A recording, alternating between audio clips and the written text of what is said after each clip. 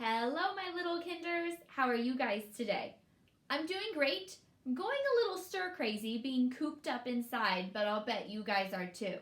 As we're practicing social distancing, keeping far away from other people, I haven't been out of the house in a while, and I'm going a little bit crazy, but I'm excited that I get to talk to you guys today. So let's go ahead and let's get started. We'll start with number 1, calendar.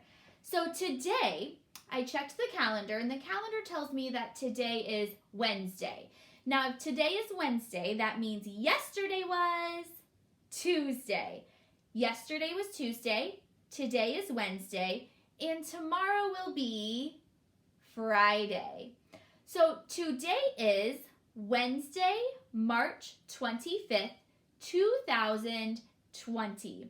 And the weather today is going to be about 60 degrees. It's getting a little bit warmer outside, which I'm excited about because at least I'll be able to get out of my house and maybe go sit in the yard and read a book or something.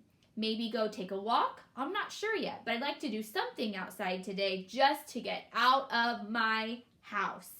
Maybe you guys feel the same way and can take a walk today too. So today, on this Wednesday, we have a new word today. And if you look at this boy and his face, I wonder if you guys can see it since it's far away. Look at his facial expression. How do you think he's feeling? Mad. I totally agree. This boy has an angry facial expression. He's feeling mad. So see if you can tap the word mad out. Ready? M-A-D. Mad. Nice job. Now let's use our arm. Mad. Go ahead and pause the video and write the word mad onto your lined paper. Remember to do everything that good writers do and use your lines correctly. Mad. Okay, let's continue. I have a sentence for you today. And here's my sentence. Is the boy mad or sad? Is the boy mad or sad? Now, we just talked about which one he was because we saw his facial expression. But the sentence I want you to write is the boy mad or sad? Is the boy mad or sad? It has 6 words, so when you write it, make sure you do everything that good writers do. Adding spaces, forming your letters correctly. And we'll check it after you pause the video and write the sentence, is the boy mad or sad? Go ahead and do it now. Okay, hopefully you wrote down your sentence. Let's go ahead and give it a check. Is the boy mad or sad? Here we go. Is the boy mad or sad? If you look, you can see my 6 words because they're separated by spaces. Remember, meatball spaces go in between words, and then little spaghetti spaces, little teeny spaces go in between letters in a word. So I have 1, 2, 3, 4, 5, 6 words that are separated by spaces. My sentence starts with a capital letter because all sentences start with a capital letter. And then it's a question. I'm asking you, is he mad or sad? So, since it's an asking question, I need a question mark at the end. Now, there's some trick words in this sentence too. Is.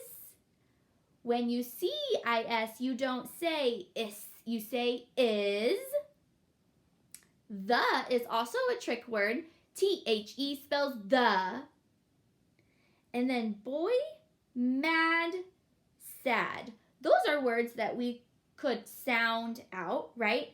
And or is a word that we just started learning before school was out. Or is also a trick word.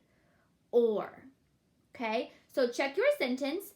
If you did an awesome job and got everything correct, give yourself a pat on the back. And if not, that's okay too because you tried your best. Go ahead and fix your sentence now. When you're done with your sentence, we're going to do our writing letters for today. So we're moving on to letter review in Numbers 2. Today our letter is the letter G. Remember, we'll start with our uppercase first, and uppercase G starts at the skyline. Get my lobster claws ready to hold my pencil, lay it back to sleep. Remember, I pinch it with 2 or 3 fingers, right? I start at the skyline, trace back, curve to the grass line, curve up to the plane line. Now we're going to give it a point and we're going to fly straight back. So when you make your G, I want you to double check and make sure that right here it is pointy. Go ahead and pause the video and make your uppercase G. And now that you've written your uppercase G, let's move on and do our lowercase g. Now a lowercase g is a hanging letter, and it starts at the plane line. So I'll start at the plane line, trace back, curve to the grass line, up to the plane line, down to the worm line, add a hook. G, game, G. Nice job. Go ahead and make your lowercase letter G. Make sure to use the lines correctly. And when you're all done, we will do our number. Today, I want you to think of a number that is, let's see here, 2 less than 7. So let's think about 7, 5, 6, 7. Now I said 2 less. Remember, less means smaller, so it's 2 smaller. So to make this number smaller, I have to take fingers away. So if it's 2 less, here's 1 less, here's 2 less. So today we're working on the number 5. Back and down, not like jelly. Give that 5 a big old belly. Let's do it. Start at the skyline, fly back, go straight down to the grass line, so make sure it's pointy up there in the corner. Now once you've hit the plane line, you're going to curve to the grass line. So skyline, fly back, straight down to plane line, and curve to grass line. Now, if I wanted to turn that into the number 15, I would add a 1 to the beginning. A 1 and a 5 makes 15 dive. Go ahead and on your lined paper, make a number 5 and then add your 1 in front of it to make the number 15. Alrighty guys, now that you have finished your letter writing, let's move on to number 4, lesson plan packet.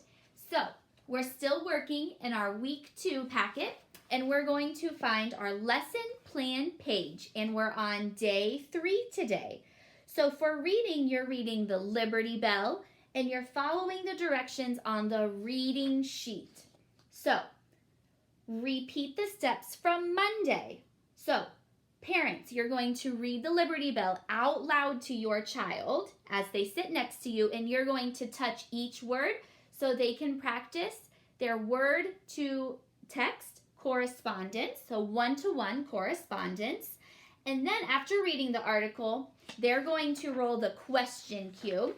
So you're reading the Liberty Bell. When you're done with that, hopefully you've already turned this into a cube. You have cut out along the outside lines and taped it together to form a cube. They're going to roll it, and whatever word is on top, that is the question word that they will use to create a question to ask you a question about the article.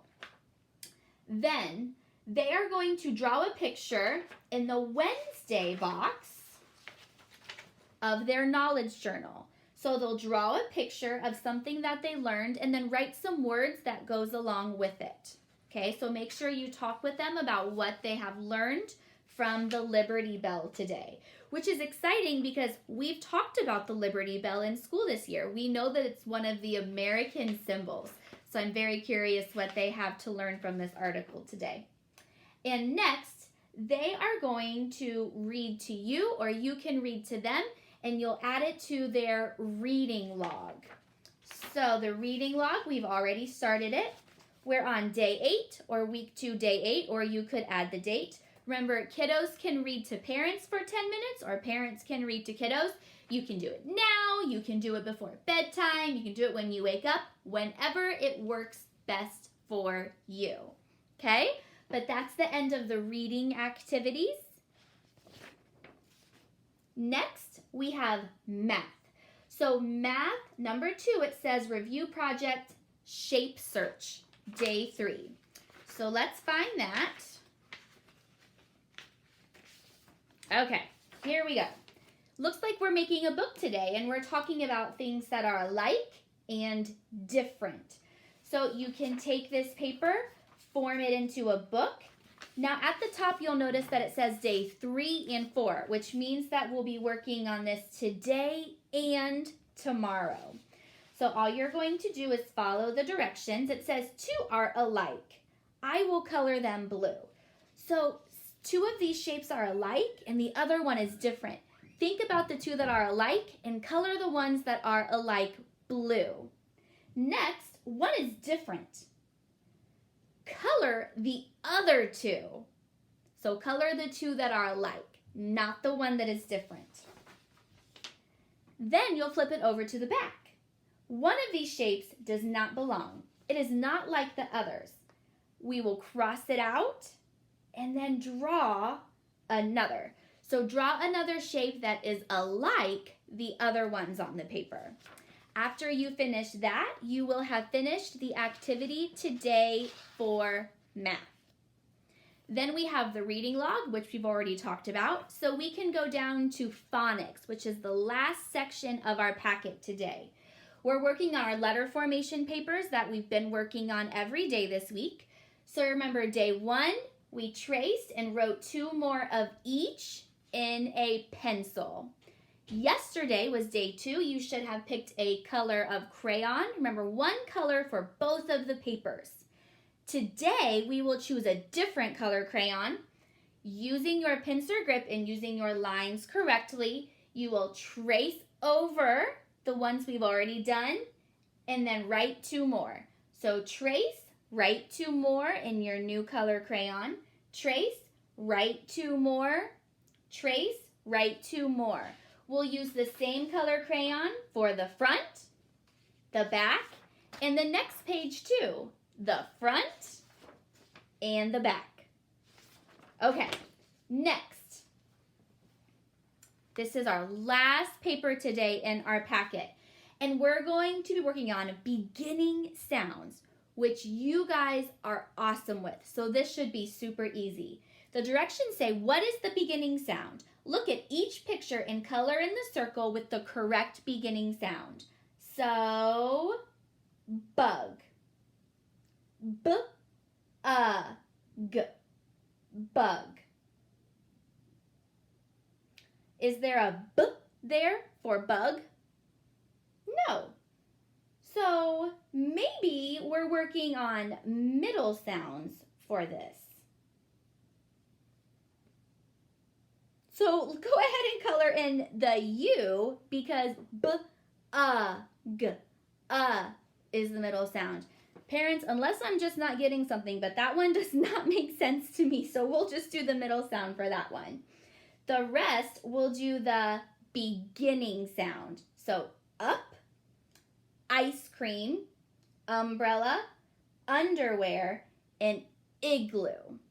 Okay? Same thing for the back with beginning sounds. We're coloring in the letter that says the correct beginning sound. Okay? Go ahead and pause the video and you can complete your packet now. Okay, nice job on your lesson plan packet. Let's move on in our schedule. Number 5, read aloud. Today, I have chosen a story about a cat, and I think that you guys are really going to like it. It is called Secret Agent Splat! Exclamation point at the end, so we read that title excitedly. And it's by Rob Scotton. Now his name is the only name on the front cover, so that means he is the author and the illustrator. He wrote the words and colored the pictures. Let's go ahead and give this book a read. Secret Agent Splat. Secret Agent Splat by Rob Scotton. Splat's dad made toy ducks, all colors, all sizes. He makes lots of ducks. The ducks are kept in the garden shed, and Splat has names for each and every one. John, Paul, Ringo, George. One day, Splat was shocked to see that the red duck was missing. "Who messed with my ducks?" asked Splat. Seymour shrugged.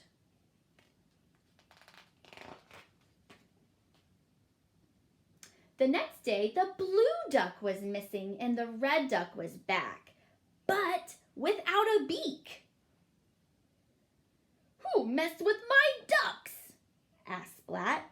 Seymour shrugged. The day after that, the green duck was missing and the blue duck was back, again without a beak. It was time to investigate. I wonder what's happening to their beaks. "Who messed with my ducks?" asked Splat. "Not me," said his mom. "Not me," said little sis. "Not me," said his brother. "It seems that no one has messed with my ducks. Not anyone, not anybody. Nobody," said Splat. "I must find this Mr. Nobody." Splat watched his favorite TV show and made his plans. "If my plan is to work," said Splat, "I must be clever, cunning, and quick. I will find Mr. Nobody and solve the mystery of the missing ducks. This is a job for Secret Agent Splat." And you can see Seymour, and he's saying, "The transformation is complete." So a transformation is a change. So now Splat has changed or transformed into Secret Agent Splat. Seymour, codename S, gave him his spy kit, a camera, some baking flour, a flashlight, a book of paw prints, and a top secret gizmo, or a gadget, an object. Secret Agent Splat put his plan into action. He set up his traps and waited. It was too quiet, too quiet. Suddenly, there was a flash of light.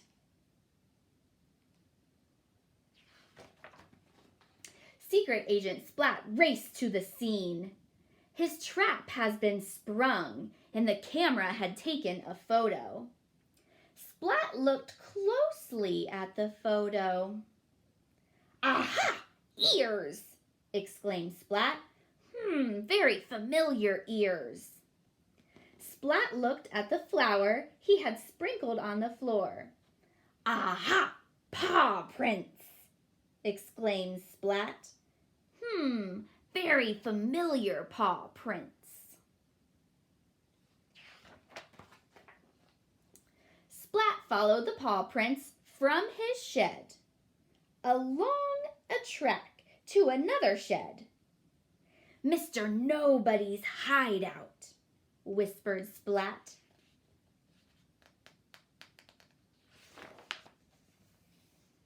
Splat tiptoed up to the door and pulled out his top secret gizmo. He pressed the latch, flung the door open, and leaped inside. "Gotcha!" Splat cried. Do you think he found out who it was? Bright yellow eyes stared from the shadows. "So, Secret Agent Splat, you found me," replied a mysterious voice. "Aha, a mystery voice," thought Splat.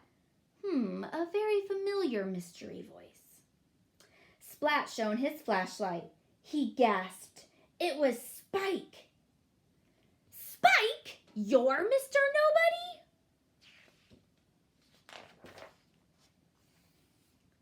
Spike turned to run. Splat pressed a button and released his top secret gizmo. Boing! Went the gizmo, and Spike fell onto the floor. Splat sat on him. "Why, Spike?" Splat asked. "Why did you mess with my ducks?" At that moment, a mouse ran past carrying another duck. "That's strange," said Splat. "Aw," Spike said, "not another one." The mouse ran into a small hole. With a thunk, the duck's beak was knocked off as it struck the wall. Splat looked into the hole.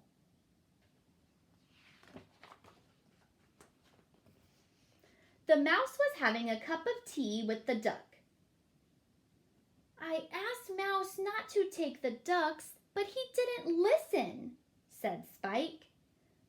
"And since I don't want him to get into trouble, I've been returning the ducks." "Now I see," said Splat. "But why did Mouse take my ducks?" Splat thought a while.